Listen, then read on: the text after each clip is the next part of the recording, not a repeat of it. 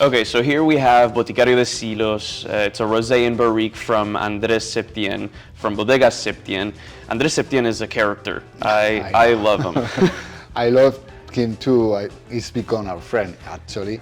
He's a very small producer, actually elaborating. When we met him first in Spain, that was last year, a year and a half ago, or something like that. He was producing only 3,500 bottles. Yeah. He has scaled up since to 10 or 12,000 bottles, I believe he's producing this year. That's really a garagist. You know, he made everything about him was amazing, because you would go to his little town and he would greet you like you've known him for 30 years, take you out to dinner, and everything I loved about him. The only thing that I may have not liked as much was that he was a Barca fan, unfortunately. Oh, soccer, yes. He is a Real Madrid supporter, of course.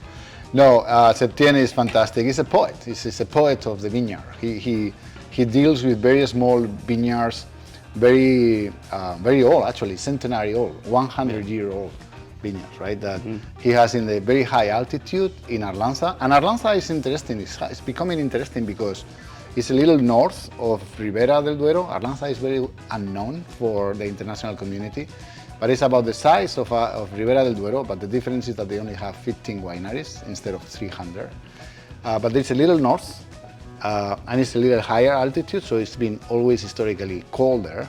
That is bad because they always have problems with maturation, but now with the climate change, they're able to make these wines, these types of wines. They have now the climate that they have in Ribera del Duero in the last decade, so they're in a perfect position to do really exceptional wines. So what about this wine? Well, this wine is Tempranillo based, but this is a centenary old vineyard. So you have Tempranillo and many other grapes that in the past they usually planted Tempranillo together with Garnacha, Malvasia, Albillo, some of the white grapes.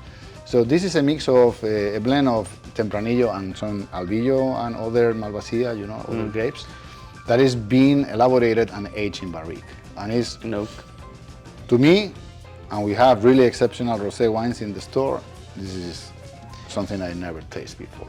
But it's just maybe 500 bottles total. Well, this is like, I'm putting my nose in the glass and it's almost like you're putting a giant grape next to my, strawberry next to my face. Strawberry. To me, is this high acid, but mature strawberry, the big strawberries, like the sweet strawberries. Yeah.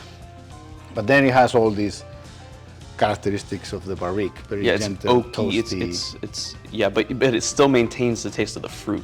The taste of the fruit, the high acidity. It's really an outstanding wine. It's a very Atlantic, very Atlantic, very fresh, but still sophisticated, high, full body.